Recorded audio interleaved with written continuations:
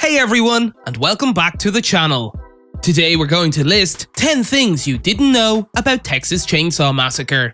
Let's get right into it. Number 10. The Christmas shopping season inspired the film. Christmas shopping can be a stressful experience at times, but most people would not associate it with a horror film. Having said that, Tobe Hooper once revealed that the Texas Chainsaw Massacre was inspired by Christmas crowds. When the director became frustrated by how many people were crammed into a store and saw a rack of chainsaws, he had the fleeting thought to use one to escape. The director was then able to go home and quickly come up with other story ideas. Number 9. Tobe Hooper wanted it to be PG. While the Texas Chainsaw Massacre is widely regarded as one of the most disturbing horror films of the 1970s, director Tobe Hooper originally intended for the film to be rated PG. Because the PG-13 rating was not created until 1984, Hooper wanted his film to be PG in order to reach a wider audience. This explains why there isn't much blood in the film and why many of the deaths occur off-screen. Unfortunately, the Motion Picture Association of America saw the film and gave it an X rating. However, after some changes, Hooper was able to get it rated R.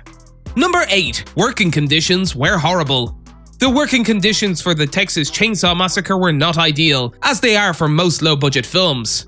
Indeed, the working conditions were extremely hazardous for a variety of reasons. To begin with, the film began principal photography in July 1973 in Texas, so interior shots reached 115 degrees. With all of the animal carcasses and meat inside the house, things started to rot quickly, making the house smell horrible. Edwin Neal once revealed that, "We would do a scene and then all run to the window so that we could throw up."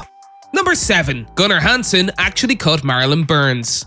Because of the low budget, the actors in the Texas Chainsaw Massacre were paid a pittance in exchange for working long hours in grueling conditions. As a result, the fuses between the cast and crew members on set became quite short. Gunnar Hansen purposefully cut Marilyn Burns' finger during one of their longer shoots for the dinner scene in order to get the shot over with. Number 6. Ed Neal used to scare moviegoers in Texas. When Neal went to see the Texas Chainsaw Massacre in theaters, he would tap people on the shoulder and watch their horrified reactions. Viewers were undoubtedly disturbed by his character, but they were even more so when they were watching the film and then noticed the man on the screen directly behind them.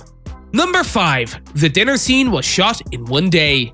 Despite the fact that the infamous dinner scene is the film's climax, the crew was forced to shoot it in one day.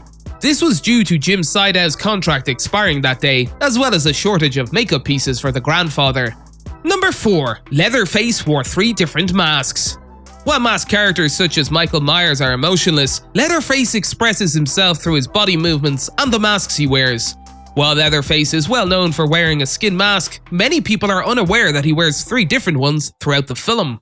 He wears his classic mask for the majority of the film, but he also wears another mask while preparing for dinner and a third with makeup when he sits down to eat.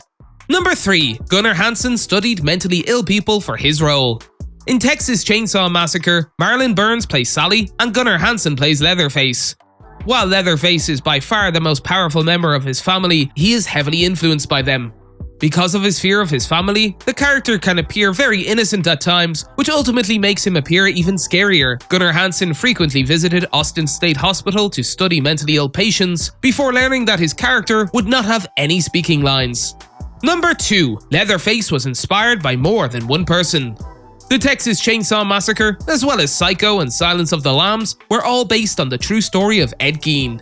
Gein is well known for stealing bodies from cemeteries, murdering 2 women, and making keepsakes out of their bones and skin.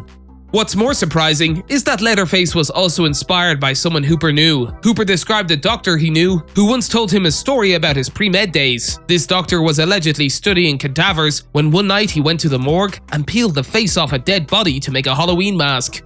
Number 1. Gunnar Hansen almost didn't get the role.